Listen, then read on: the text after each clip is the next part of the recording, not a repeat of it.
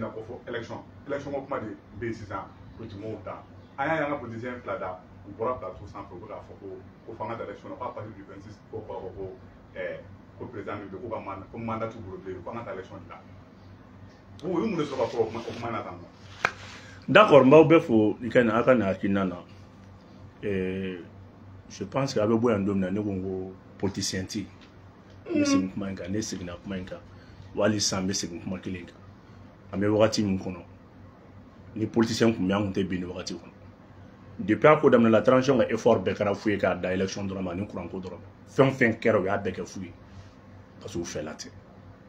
bibina anga armée wila ki jo kara fuye yuru kele bala ka ke kara fuye jamana nafolo kun be kla to mun na o kelo kero be kara fuye izini mun binu bulo 130 na no o commentation na nyoko na uye no be tibita balo kara fuye transaray chemino kun sigile me o toro be balo to na toro be fen to mun na ni be kara fuye abina mun bulo ko parce que muna ali bi ne kuma kele mu fo transition ko la o de na ton flène en tant que transition ma réforme de justice là transition ka ça fait anga tanye be gela quoi attends le steak ça va tant anga justice réformée katanga justice réforme na anga bara abegela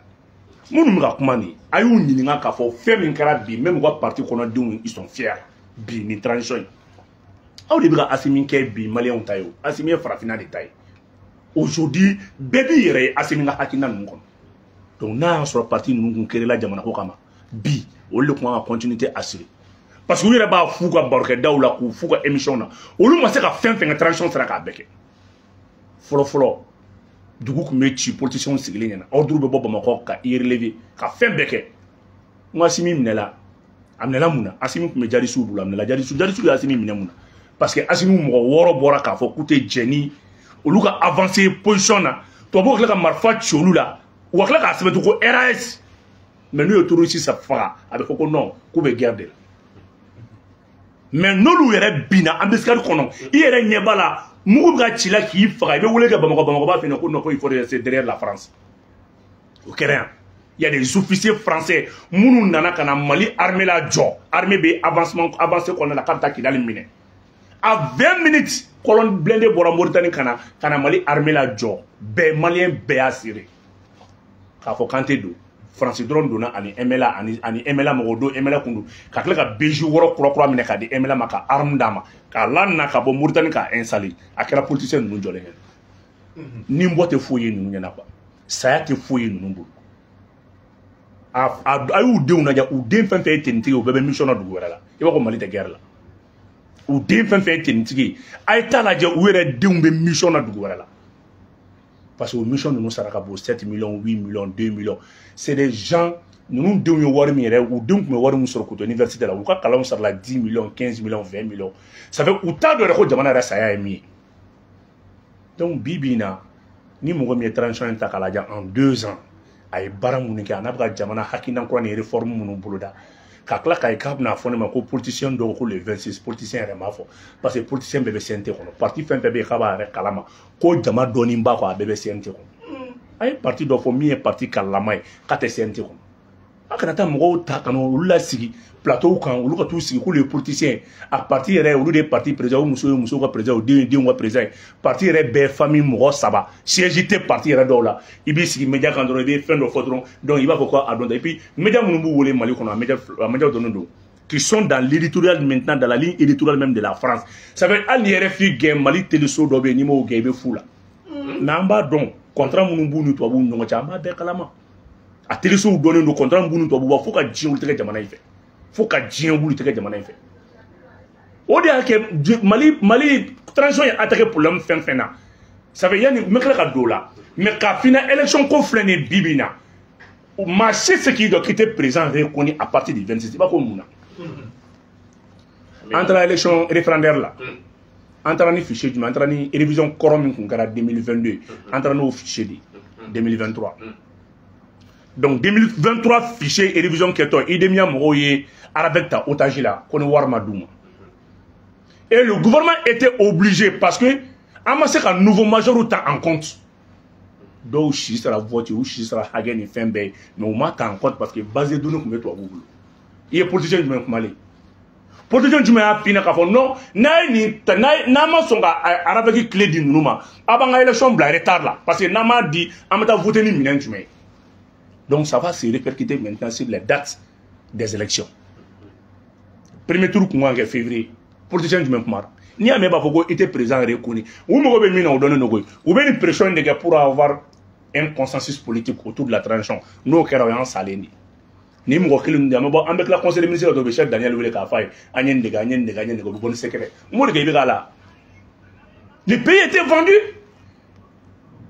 U tɛ dɔwɛrɛ la arrangement ko koyi i b'u bila gouvernement kɔnɔ u tɛ baarakɛ u tɛ foyi foyi kɛ u bɛ na n'u taara mɔ dɔrɔn u bɛ conseil des ministres communiqué dɔrɔn u b'a lien ta a b'a ci France ma. On est au courant de tout. Nous ne sommes pas fait parce que France kɔnɔ guanen do bi a tɛ Mali gindo kelen sɔrɔ la. An bɛ taa consensus politique la ni ninnu ye. Et ni ala cɛ irisiw yɛrɛ bɛ da anw na bilen diɲɛlatigɛ la. Chinois yɛrɛ bɛ da anw na bilen diɲɛlatigɛ la. Turkiw bɛ sɔn ka da anw na Iraniens bɛ da anw na. U bɛ da an na diɲɛlatigɛ cogo di? Fɛn min bɛ ka kɛ Mali kɔnɔ bi n'a aw b'a kalama a b'aw yɛrɛ ɲininka. Kedor Seni Mali yɛrɛ maa dɔw bɛ kuma la maaba dɔw a bɛ ni ala ni kira cɛ a bɛ ni sunkalo in cɛ bɛ n kale ala de la vidéomani minnu bɛ ka kuma bi ka mɔgɔw kɔ don ɲɔgɔn ma c'est pas gratuit c'est pas gratuit u bɛ ka kuma u tɛ ka kuma u kunfɛ dɛ on est en train de travailler pour affaiblir Assimi o de y'a kɛ n bɛ kuma kelen fina n'a y'i ja san 100 di politicien ta i k'a bɔn i kɔ la n'a sera ni français y'a wele k'a bila baara la a b'a kɛ mais dans 2 mois maliyɛnw mana bɔ i tɛ kalama ne ye kuma min fɔ dans 2 mois maliyɛnw mana bɔ i tɛ kalama mɔgɔw bɛ Mali kɔnɔ k'u to dans le gouvernement malien Barkani y'u ta ka taa n'u ye Bazoum fɛ yen wallahi ala ni barika de bɛ Assimi na koyi barika ni duwawu de bɛ cɛ in kɔ barisabula a miirina fɛn o fɛn na u tun bɛ fɛ ka jamana kɛ min ye jamana ma se ka ko ye min tun ka di ninnu ye a ka parti kelen to tubabuw bolo ka parti dɔ in ka wari ta k'a tila mɔgɔw ni ɲɔgɔn cɛ o de tɛ kɛ u mɔgɔw tun b'o dɔrɔn de la i bɛ wari ta i b'a tila mɔgɔw ni ɲɔgɔn cɛ donc tubabuw kelen bɛ ka camancɛ minɛ don o don hadamadenw ni bɛ bin ni communiqués bɛ kɛ u bɛ se k'u sigi su compte la n'o tɛ i b'a fɔ cogo di ko élection tɛ kɛ ko ni élection ma kɛ le 26 ko e t'a Assimi de kɔni o tuma na premier tour kun ka kɛ février mun na i ma kuma o la. N'i y'a mɛn k'a fɔ ko Assimi bɛ fanga di n ko n'a sɔrɔ premier tour ni deuxième tour de kɛra et le gouvernement a fait un communiqué le 25 septembre k'a fɔ ko il y aura un léger report a fɔra a kɛra a ma kɛ et après la concertation maintenant d'un cadre politique n bɛ parti politique ɲɛnamaw de ma dɛ n kan tɛ minnu bɛ tubabu jeu la n kan t'olu ma aw sɔnna o ma et bi bi in na an ka fichier attaqué y'an ta ye u ka taa fichier ta k'a lajɛ aw tɛ yɔrɔ dɔ bɛ aw t'o dɔn mais an politicien kɔrɔbaw b'o dɔn. Kasinina minnu bɛ 50 minnu bɛ fichier fu minnu kun dilannen don ka su papier minnu kun bɔlen don ni 800 000 bi ala ka hinɛ Sumala Sise la n ko Sumala Sise cira n'o de i ya den cira n'o de ye Sumala Sise ka mɔgɔw tulo bɛ ne la ka tila k'u to la ka taa marifa ci centre la on avait à combien élection tɛmɛnen joli kun 23 000 bureaux de vote observateur danna min observateur minnu nana élection contrôlée olu danna centre la ka nord to jɔn bolo ka nord to MINUSMA bolo ka nord to mission onusienne bolo u ye urne fa k'a kɛ est ce que b'a kalama dans un bureau de vote code électoral ye mun fɔ 500 électeurs de kan ka voter bureau de vote kelen kɔnɔna la mais e bɛ se ka sɔn cogo di 500 électeurs 510 voix o taara ye ça veut dire mɔgɔ min yɛrɛ kan ka voter bureau de vote kɔnɔna la o cayara ni électeur yɛrɛ cɛ suffrage exprimé yɛrɛ cayara ni électeurs ye. O kɛra politicien sigilen ɲɛna a dɔw la ɲamɛ bɔra ka urne don ɲamɛ la ka taa n'a ye ka taa di rebelliw ma k'a k'a kɔnɔ politicien ka bɔ an ka ɲɔgɔn sɔsɔ dɔrɔn o kumar'o la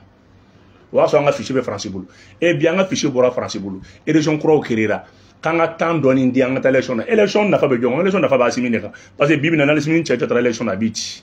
élection nafa bɛ Assimi de kan. O min ye jamatigi ye jama b'o mun kɔ jama t'aw mun kɔ o aw t'a la jumɛn ni tubabu kɛlɛ tɛ a y'u ɲininka a dɔw n'u ka parti yɛrɛ ɲɔgɔn cɛ c'est plus de 6 mois depuis transition daminɛ dɔw ma yɛrɛ y'u ka parti la parce que parti mɔgɔ tɛ yen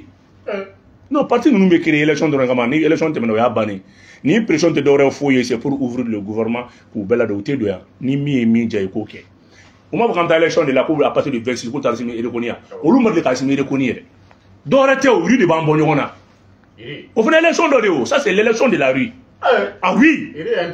Ah bon, il est interdit. Ni min bora, ni ko kita simi fe ni bora. Amun fana masimi fa fana be bo.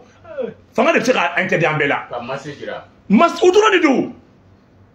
Ni ko ita simi fe ka damne kay fo kidan. Anga ta fe. Ba ko tetron te koy. Ko ka tisi e télésoni do la kay ta ko mo te koy.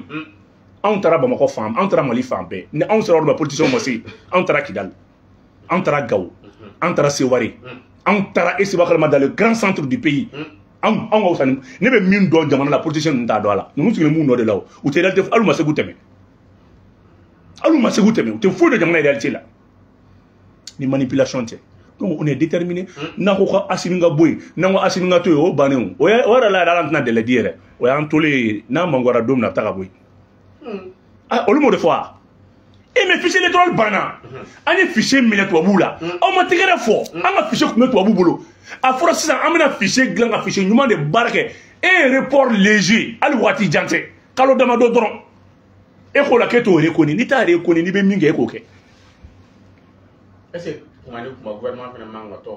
non olu bɛɛ ye kuma mais a kɛra avec les consultations des cadres politiques ne le défini ko parti politique yɛrɛ yɛrɛ ma kuma base bɛ mun na olu b'a kalama Asimi ninnu ye baara min kɛ olu bɛ Asimi reconi minnu bɛ yen parti minnu bɛ yen ko mɔgɔ fila ni saba olu b'a fɔ kuma bɛɛ anw ma se ka jagɛlɛya minnu sɔrɔ walahi nin jeunes ninnu y'a kɛ ils applaudissent ils apprécient minnu ta ye kuma bɛɛ mouvement misɛnnin créé dɛ olu de ka kuma ye nin. wala k'an ka taa démocratie la ko an tɛ démocratie la. o ye tiɲɛ kɛ u ko an ka taa démocratie la an ka taa démocratie la kɛ la démocratie biaisée de la France an bɛ bɔ o de kɔnɔ sinon an bɛ mun na n ko nin ye démocratie de ni jama tɛ est ce que sɔrɔsi fɛ k'i sigi fanga la ni jama tɛ yan n ko ye démocratie dɔ de. Mais on a démocratie qui est démocratie électoraliste.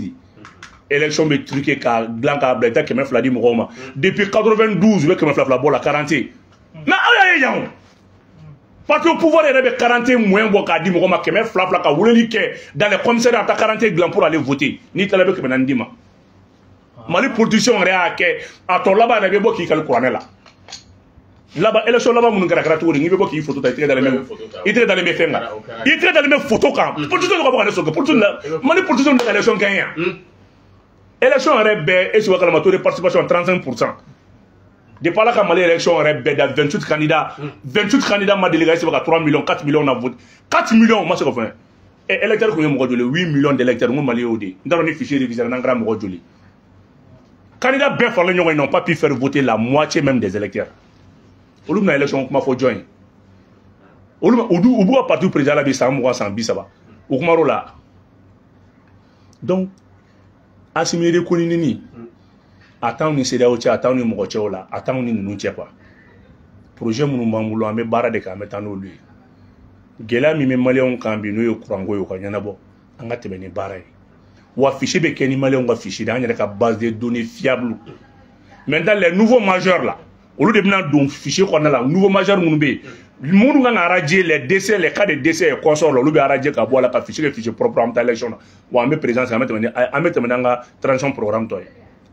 kalas aya bubu anya ka fo politicien yo fo maliki konate na ana fo politicien ça fo ko mo do ya ba ni akara politicien fait ça ay journaliste do fena be no mais ci gero be mais franchement no wakati la eleka sebeni na ba ya jira ka ko ni élection ma ke 26 mars kono ko élection era ba yeke. Oh, elle n'est pas au défi, elle n'est pas au mode de sécurité. Une élection est barrée. Une élection manque les 20, tout le monde faut que vous boidiez. N'en boire, on fait une élection d'ordre. Malgré que tu as tout le monde, on fait peut-être. Eh, ni mon malgré tout doué la café. Malgré tout doué de la café. Mais malgré tout doué na café. A fora ko doué de marfa de terrorisme, il y a malgré comment on fait. Il faut jamana doué mais jamun dima ka fin dima. A fora ko doué de ibadi ou fa qui sindu ou fa. Amad le ko dénoncer. Maliki be français comme maliki ma ida ka ko justice mal là ma beta roba convoquer dom na justice comme na mata torba kelaw ngai torba convoquer di ay convocation dama mte nga do ko justice bi malin taw de ko ni mi be ka ni fam go wule ko ba intura shara ko me shara ko mais dom na ni shara yi wule be boli donc Mali Konaté ka kuma nous ne to lo jabi parce que Mali Konaté ba don ne Boumabel ni kona korota net ale to fo parce que ame se dono débat gelon be o fodo mena no fodo mena ne te kuma ala ne ale ma do avion ngona kata am de campagne ni fauna ale ne makia politicien ngo wati ale ne makia donc me ta reportage la fo primature konna la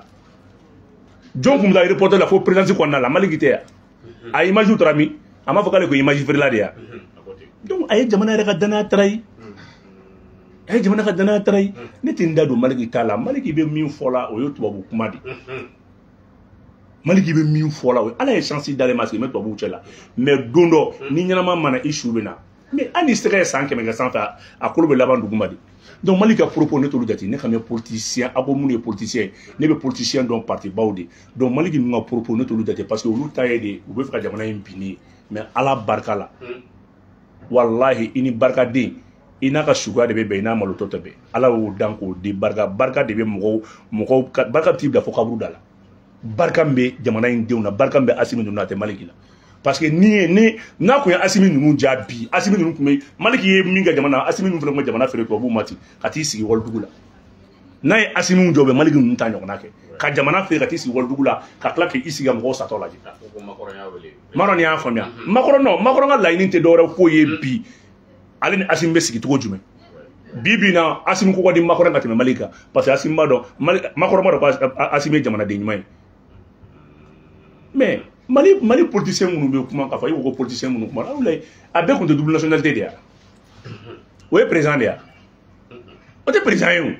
ni dugu fla papier be abi kuna ko dugu de a moi min be ko dugu fla ba bulu o koro akwa président ale o te tien wa ni mo mi ni français national be mo bulu an na yo se an président la an président ale frère ka président jo ale ka président français donc ale ko gouverneur de o to français kuntanga mo do jati akuntango ministre do jati Barsabla tu as la nationalité française donc tu es membre tu es français tu défends l'intérêt de la France ou yanga position chichinodi ou masi gwa jamana jo ou masi ka do so gla ou masi ka sara gla ou obligé ka France nationalité da ka tout de frère ko muso frère fu rebe afo wala ne ma jigen ngo ne tra jigin français fu rebe waso do ucho bulo ucho be gouvernement o muso be mi aw do ko la ni te do fo de ko konta malele mais jignim ta ke français dorete ni kuma ko ni den korobara ka se ka nationalité so tugumna donc même 18 ans après nous Mali et Maliala adunu Mali bino ko satala o den ko satala o muso ko satala donc ne be min fo o la na me mo nyana makuma la ite Mali ki nunga kuma don kuma kono ma kuma me politicien se bala makuma la nete franciga page jure baga mo be sigi parti de balé bolo mo ne ba bulu foi ale ta te foi la te kulundu la ta ne na ale ta yedron ala ka jamana ale ba ka kumina o donindo mais anana son mo fone fo do minon entendant do law voilà mais bobo assise frère bien la ligne doké no e ko ka do ko parti no nombre la jamana don président ba ko kono en tout kene kan o ame kene min ka ibora ka min fonye o élection de ka final le 26 foiti barsabla niame be kuma ebe ko kibe ko kete asimé ko le 26 o ya sur février ibora ka bo ka fikita asimé ko février sara ka bon mo février ko premier tour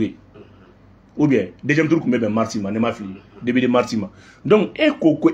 sigi ka la jola tu as pris acte et be mourir non fait en aucun cas tu ne peux pas dire que après maintenant le 26 cas dont ta bota ça c'est de la manipulation entendant do là nous disons à Assimi de continuer en ata kabo ni fin ko ngata élection jelena fora bana aywa buma bali clé flyna je suis sans place supérieur Mali kono tendance be ka taya do be boka foko do ga ko do ke ko umay do fene be la melke do ga sabenike population ko ni ti transition de me ta yefe ko la ni kele ka ke Mali de la ambe ka ke parti ani bala wala sa transition absika kunke herala twamna ko me ko do kunto jamana ko fe kuma be ko très urgent walma ka ko do be komplo la jamana ko vraiment ko fenu femi na ti transition na ta basiki yala message me mi bolo ka dini manuma parce que on est Mali kono ya bu kana no to ko fe kuma be kam afodo be complot la do be na be siga do jamana marabo ni nyote conseil me bi bolo ka dini manuma bon nete mogorete ni gibi be jalaki o manne kuma la ça veut dire débat kadne mina il faut parler avec beaucoup de précision kasa Johnny do iba ti fo o kadne nete ebe kuma la mo malen chambe kofe donc ebe kuma politologue e join c'est où ton rater ça veut dire mi fo malen ni kunu nous te segu tungara don aka kele ntse ka fo kele imando kele jugudu mais bi wakati laban nunu kono segu tungara be kele mina nkalla ala ne be kuma ni ala cɛ kalafɛn fila tɛ na ni ala cɛ Segu Tunkara tɛ Maliko kɛlɛ la dɛ Segu Tunkara bɛ Mali dafiriko kɛlɛ de la ne ye nin kuma fɔ yan mɔgɔ min bɛ information di Segu ma o tigila mɔgɔ kelen de tun bɛ information di ne ma mɔgɔ min bɛ information di Segu ma o tigila mɔgɔ kelen de tun bɛ information di ne ma mais information n'a dir'i ma min b'i ka jamana arranger i b'o de ta c'est pour ale bolo ko fɛn minnu bɛ kɛ kan t'a kalama ou bien fɛn minnu bɛ kɛ non o tɛ buna hadamaden e sigilen tɛ yɔrɔ min a b'i kunna k'i bɛ kuma ɲuman de fɔ ye donc Segu Tunkara bɛ posture min kɔnɔ bi a bɛ mɔgɔ de ka ci la Segu Tunkara k'a fɔ ne kɔni kali ala la dɛ ko n'a y'a sɔrɔ ani mɔgɔ tɛ contact la min tɛ primature la a k'a kali ne kɔni kali ala la ko ne ni Segu Tunkara ni mɔgɔ dɔ tun bɛ contact la min bɛ primature la wa o de bɛ information di ne ye n kali ala kɔnɔna nka ala ne bɛ sunkalo la ne ye n kali ala la ne ye n kali ala kɔnɔna wa ne kali fɛn ala de ye dɔw b'u kali kuranɛ ni fɛnw na ala de ye kuranɛ ala de ye fɛn bɛɛ da mais Segu Tunkara k'i kali ala la n ka taa ka kunun kɛlɛ ma de bi kɛlɛ ko il n'est pas en contact permanent avec un élément de la primature donc fɛn min bɛ ka kɛ nin ye mɔgɔw b'an miiri mun na aw tɛ fara ɲɔgɔn kan k'a fɔ maliyɛnw ye hadamadenw bɛ fara ɲɔgɔn kan n'a ka ambition ye kelen ye mais ni dɔ ka ambition ye ka jamana bin fo ka diɲɛ wuli Segu Tunkara tɛna nin sɔrɔsi ninnu soutenir nin wagati in kɔnɔ n tɛ sini dɔn dɛ mais nin waati parce que a b'a ka mission na wa Segu Tunkara bɛ ka baara kɛ mɔgɔ min ye Segu Tunkara b'o tigi de dɔn o tigi fana bɛ ka baara kɛ min ye ne kan t'o ma o fana bɛ ka baara kɛ min ye o de ni Kɛdɛriso bɛ contact la wallahi Segu Tunkara bɛ ka baara kɛ mɔgɔ min ye o tigi fana bɛ ka baara kɛ min ye o fana bɛ ka baara kɛ min ye o de ni Kɛdɛriso bɛ contact la donc hali ɲɛ bɛ nin élection kuma ni sɔrɔsiw la gosili ni fɛn ninnu dɔ la même concernant la personne est venue me dire que ko ouais ko sɔrɔsi dɔ minɛna mobili kɔnɔ ni muso ye k'a bɛ jɛnɛya la a ne wele a y'a fɔ ne ɲɛna ne yɛlɛla après n ye kuma kelen in mɛn Segu Tunkara da a tigi ye kuma fɔ ne ɲɛna ne yɛlɛla a ko mais non ko ne ta ye Mali ko ye a don ta bɔ ta n yɛlɛla quoi n ko karisa n bɛ min f'i ɲɛna hali Mali siyɔrɔ tɛ mɔgɔ min bolo o tɛ manako kɛ mobili kɔnɔ appartement bibiliw bɛ yen e ko nin sɔrɔsiw ninnu ye jɛnɛyakɛla ye u dɛsɛ o dɛsɛ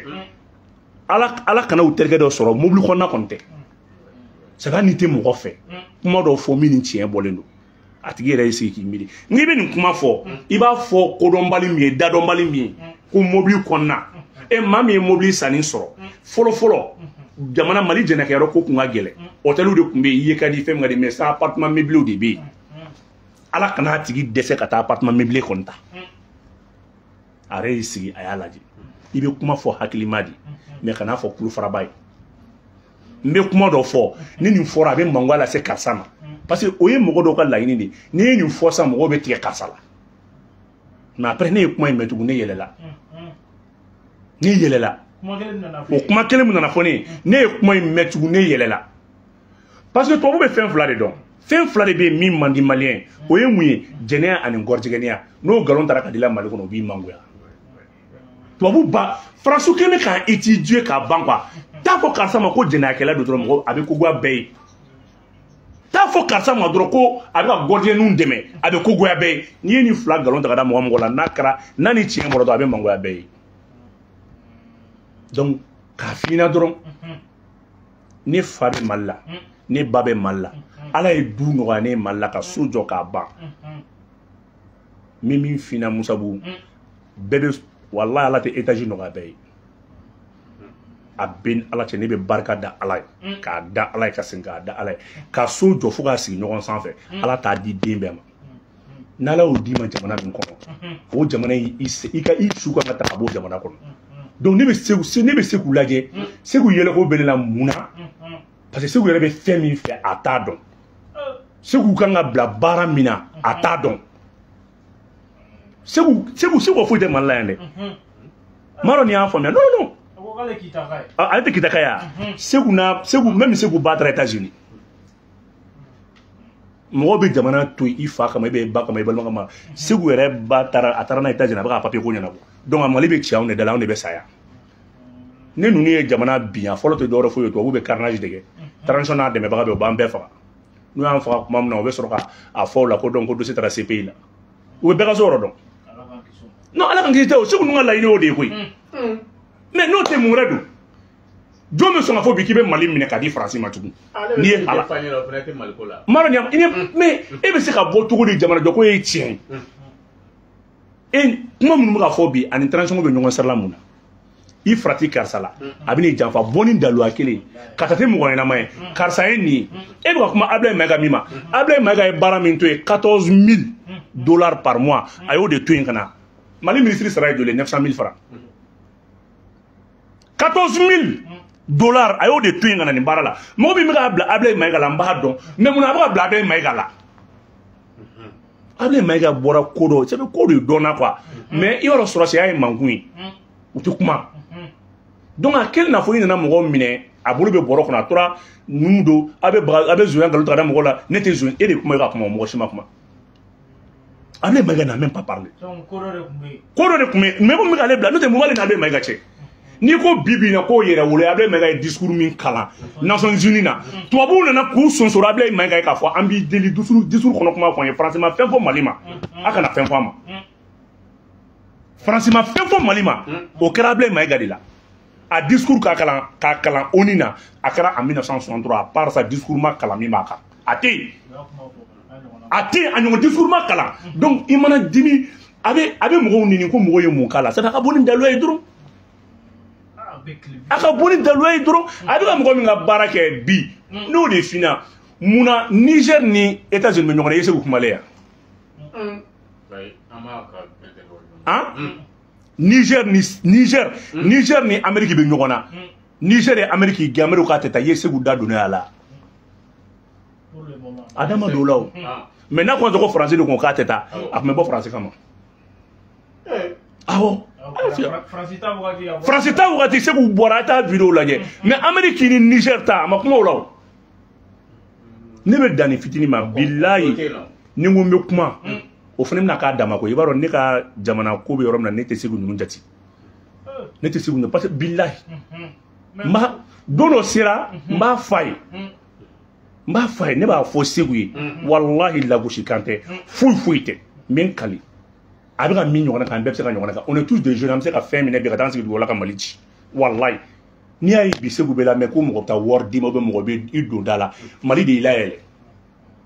n'i y'a ye bi mɔgɔw bɛ na mɛn k'a fɔ Bubu Mabel don ta bɔ ta fasoden ɲuman don bɛ fasoden jugu don Ala ni maliyɛnw barika de ye ne la dɛ bon n'i y'a to o bɛ wari di ne ma bi Mali de y'a kɛ fo ne k'o de bila n kun na ne mɛnna yan dɛ tubabu ma dɔrɔmɛ kelen de ma dɛ mais bi n'i y'a to o bɛ ka wari di ne ma tubabu y'a di ne ma jɔn kama maliyɛnw donc ni ne ko n bɛ Mali feere ne kan ka miiri o maliyɛn kelen na o bɛ cogo min na Segu k'i miiri o maliyɛn kelen ninnu na a ka maliyɛn ninnu lajɛ a ka maliyɛn ninnu ka tɔɔrɔ lajɛ walahi na Ala y'a se k'a kɛ walahi ne b'a fɔ o kuma na min fɔra jamana ko la nkalon don a tɛ se a bɛ k'a yɛrɛ sɛgɛn quoi maa min bɛ k'a bila a la a bɛ tila Ala bɛna tiɲɛ bange mais bila ne bɛ jigin Asimi de la walayi bilali fɛn bɛɛ bɛ ka ne bɛ ka jigin Asimi de la mais buna hadamaden fɛn bɛ ka k'i ka fɛn kɔnɔ kuma tɛ ka bɔ yɔrɔ wɛrɛ koyi kuma bɛ ka bɔ Mali la k'a bila ka taa kɔfɛ a dɔnnen don tout est fɛn kɔni c'est pas parce que k'a bɛ taa mɔgɔ dɔ de bila u ka kuma dɔ fɔ a k'o ta o da k'a bɛ baara kɛ n'o ye non jamana bɛ yen lakana dɔ de kama fɛn min bɛ ka kɛ a dɔnnen don Dramane ma bɔ k'a fɔ ko dɔ ko k'a ka bɔ ka sɔrɔsiw nɛnɛ a ye ne wele Dramane ma bɔ k'a kuma fɔ dɔ ka bɔ k'a démenti kɛ a bɔra k'a fɔ n a tigi c'est fɛnw dɔnnen don quoi mais ne bɛ min f'i ɲɛna ambition falenna il y a 6 mois aujourd'hui transition adversaire bɛ transition yɛrɛ de kɔnɔ a bɛ ka taa ɲini yɔrɔ dɔ bi bi in na an ma ADEMA mankan mɛn aw ma RPM mankan mɛn aw ma parti politique foyi mankan mɛn ka Asimi dɔgɔya Asimi dɔgɔyabaga ye Asimi yɛrɛ tanubaga kɔrɔw de an bɔra yan ko politiciens y'a dɔn ta u y'a bɔ tan mais o politicien kelen ka mɔgɔw taara kaso la o ma kuma mais e bɛ k'a fɔ k'e bɛ bɛn le cerveau min ka fɛn ta bi Adama Sangare filɛ kaso la ADEMA kumara wa district cira ADEMA kumara wa général joli bɛ kaso la sɔrɔsiw kumara wa mais i bɛ ka dɔ kaso la taara k'i b'o kɛ kɛlɛkɛla ye wallahi bilahi c'est pour manipuler sinon kɔsa in na même pas 10 jours an k'an ka fara ɲɔgɔn kan bɛn le cerveau ni Sidiki Kuyate an ka taa fɛɛrɛ kɛ n'anw taara an jɔ bi ne Segu Tunkara Dirisa Mɛmɛnta an ka taa an jɔ bi Asimi ma Asimi kuma kasoke fɛ kaso ka kuma u ka bɛn kalifa don an na ni kali Ala la Asimi tɛ ban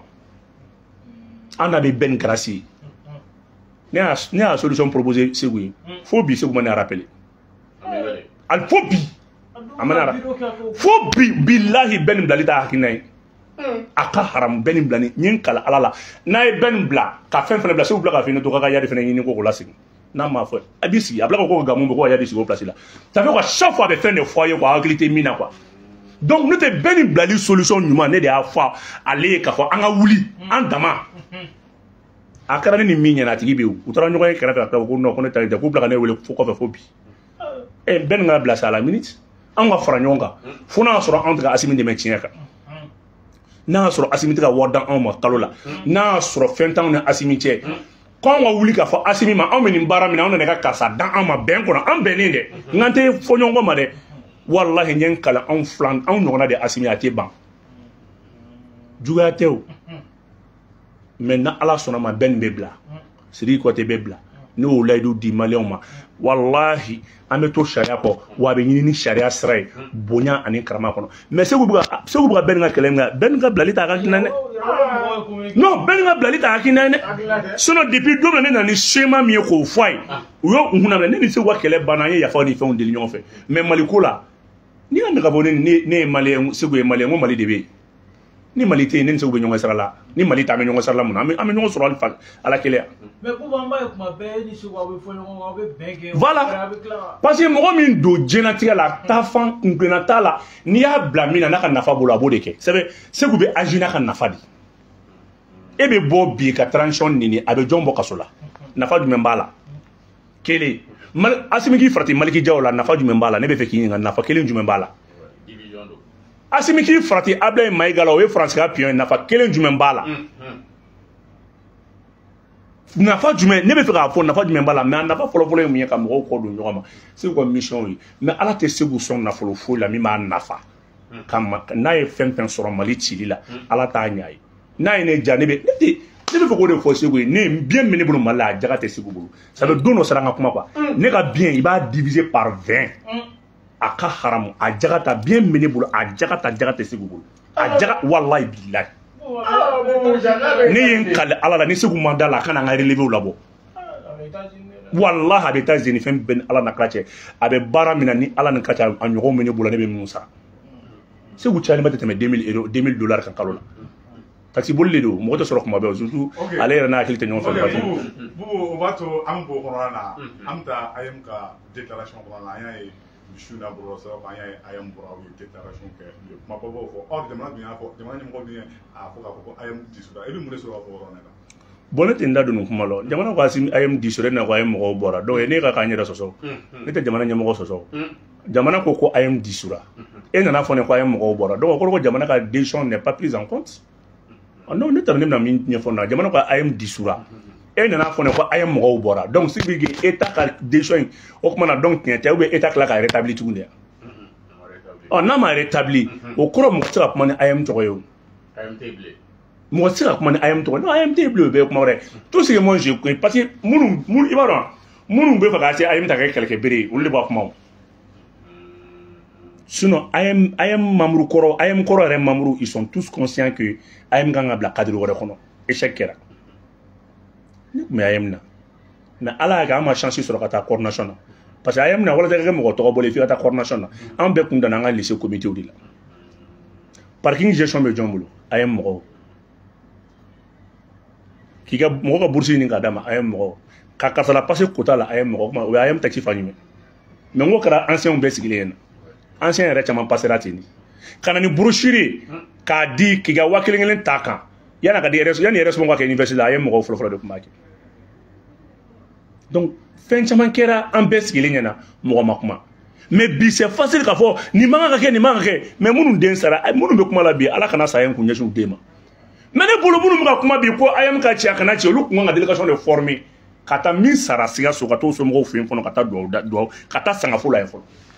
ka don ulu bora ton mina nu ma se ka glanganya o ton din do di ninke wa ayam te kaburu do ayam te sanga fo ayam te sudore ulu ancien munu bu disi goshu ko bora ayam de la u ka blu kuna kuna so lu kuna kun fagarata u kun tu sigi ku bora ayam na la kun yulu fena faga na la kun so na ku lu fena ka sata ulu kun ta fo ku bora ayam na donc ayam ko dossier ne te ndado ala a chile asiminga demson wele u ka si wa cadre kura dilan ne bɛ conseil mun di wa cadre kura dilan 1981 fɛn ka waati kabara ka waati INEM de tun tɛ yen wa o waati fɔ tɛ INEM de tun tɛ yan INEM ma ci ya o de ma kɛ AM ya donc a bila kunna ni fɛn dilanna n'a yɛlɛmana ka bɔ a minɛn kɔnɔ a bɛ ci mais ko tɛ k'a hakilina cira o a bɛ se ka bila minɛn wɛrɛ kɔnɔ maa dɔ nin y'a fɔ a bɛ se ka bila minɛn wɛrɛ kɔnɔ AM ka statut fɔlɔfɔlɔ la mun de tun bɛ yen ko les assemblées générales se tiennent hors des heures de classe ko AG tun bɛ kɛ hors des heures de classe o kɔrɔ ye mun ye a bɛ AG kɛ 7 heures pile filanan ye mun ye a bɛ AG kɛ pendant la récréation sabanan ye mun ye a bɛ AG kɛ école jiginnen kɔfɛ mais n ko nana bɔ a la 72 heures ni 48 heures u bɛɛ nana donc ce qui veut dire que réforme dɔw bɛ yen o bɛ se ka kɛ AM cilen kɔfɛ sisan ka AM disulen kɔfɛ k'a ban mais ténor bɛ se ka wele minnu ka laɲini ye kalan ka denmisɛnninw ka droit ni ka fɛnw défense ta gouvernement ninnu bɛ se ka sigi u bɛ cadre wɛrɛ créer association de don n'a y'i jɛ tun bɛ don n'a y'i jɛ tun bɛ bɔ a la o c'est juste une association mais n'a kɛra fagali ye marifa ci denmisɛnninw bilala condition na u bilala denmisɛnnin yɛrɛ dɔw bɛ yen dɔw yɛrɛ dɔgɔ hali n'u passera u tun b'u yɛrɛ la redoubler walasa k'u to AM na parce que AM tun kɛra wari sira ye a ju tɛ mɔgɔ si kana baga AM mɔgɔ de ma dɛ politicien wɛrɛ de nɔ don parce que u y'a kɛ kɛlɛkɛminɛ de donc mun don ne bɛ min proposer président ye dɔrɔn a ka leader minnu bɛ yen a k'u wele minnu bɛ kɛnɛ ma a k'u wele a n'u ka dilan fɛn min association kura créer la hakilina kura créer la u k'o baaraw kɛ denmisɛnninw de don u kan ka ekɔlidenw ka hakɛw défend ka sɔrɔ fagali tɛ saya tɛ erreur mun kɛra u ka corriger k'o bɔ a kɔnɔ maintenant a ɲɔgɔnna wɛrɛ bɛ se ka dilan association dɔrɔn de kun don tɔgɔw bɛ se ka falen ka na ni statut bɛ se ka falen ka na règlement falen ka tila ka ka tila ka regard fixer u kan k'u kɔlɔsi k'u tɔbɔtɔ parce que minnu bɔra AM kɔnɔ n'u kɛra politiciens ye a y'u lajɛ caman bɛ cogo di u bɛ min bi u ye jamana janfa fo ka taa terroristes dɛmɛ bi n ko le bɛ ka mais Umaru Mariko de tɛ ka délation kɛ Sema tɔgɔ la wa Sema tɔgɔ la kɛ k'a yira ko Sema ma ko CSP ni Sema ma foyi kɛ n k'o bɔra AM de kɔnɔ donc olu ye fɛn min kɛ ka tiɲɛni min kɛ jamana in kɔnɔ fo ka na se terroriste dɛmɛ ma i bɛna ye k'a fɔ ala ka hakilina ɲuman di denmisɛnninw ma u ni président ka sigi u ka taabolo kura wɛrɛ ɲini ka association wɛrɛ créer mɔgɔw b'u yɛrɛ sɔrɔ min na u bɛ se ka ekɔlidenw ka intérêt défend min kɔnɔ an bɛ se k'o conseil de di mais kana fɔ ne ma ko AM i b'a fɔ de ko a ka ekɔlidenw wele c'est ni ko AM dɔrɔn kɔrɔ ko ne yɛrɛ moi j'ai contesté la décision du gouvernement voilà. Bon an bɛ jɛmukan kuncɛ ni min ye o ye phénomène ye Jango k'i yɛrɛ na masala la bi interview kan ka bila sini ne ma fili Jango yɛrɛ ma fasuguya jumɛn don ne ni Jango kumara Jango yɛrɛ si ye san 50 ani san 4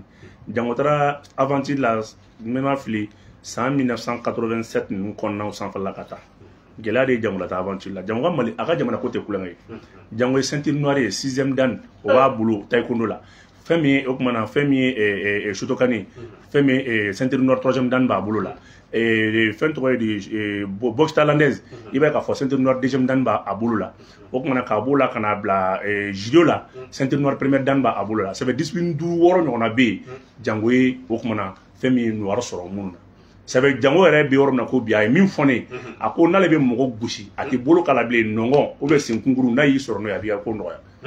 Jango ye layidu da an bɛɛ ma maa ma bɛ jamana la gosi la Jango ka interview bɛ bila sini a bɛ bila sini aw bɛɛ bɛna lamɛn Jango min fɔ Mali i b'a bila i kunna quoi hali Faransi bilahi ni Faransi mara Mali kun sigi den kelen na Faransi ka intérêt bɛ kɛlɛyɔrɔ la Mali tɛ yɔrɔ min o Mali kɛlɛ premier y'o de ça veut quoi i bɛ maga Mali la yan Faransi ka intérêt bɛ kɛ dugu dɔ la u bɛ fara ɲɔgɔn kan Faransi ka intérêt kɛ o bɛ cogo min na de wa Maliyɛn bɛ ten Mali ka intérêt bɛ défend diɲɛ yɔrɔ bɛɛ hali États-Unis a bɛ défend n'Ala sɔnna ma min bɛ ka kɛ nin ye a faamuyara o voilà. Ok Boubou o b'a to an bɛ bɔ yen an bɛ taa fɛn na parce que an bɔra ka kunnafoni laban dɔ sɔrɔ k'a fɔ ko Ukrainien bɛ ka force spéciale bɔ k'u bila k'u ka na Russie kɛlɛ Mali kɔnɔ ani Centrafrique ko Russie minnu bɛ diɲɛ fan o fan k'olu kɛlɛ quoi n t'a dɔn n'a sɔrɔ i y'o information bɛ n'a sɔrɔ i bɛ mun sɔrɔ ka fɔ o la. Bon ne t'o kalama parce que aw bɛ c'est souvent quoi aw bɛ tubabu ka manamanakan dɔw ta k'a b'a discuter a tɛ se ka lakali quoi ça fait quoi Ukrainien yɛrɛ tɔ tɛ balo la bilen kuma tɛ ko ka force spéciale la m'a fɔ ma Ukrainien yɛrɛ président n'a kun b'a dɔn jeunesse kun b'a dɔn k'a bɛ laban nin ma ça fait nanzara mɔgɔ kana da nanzara la quoi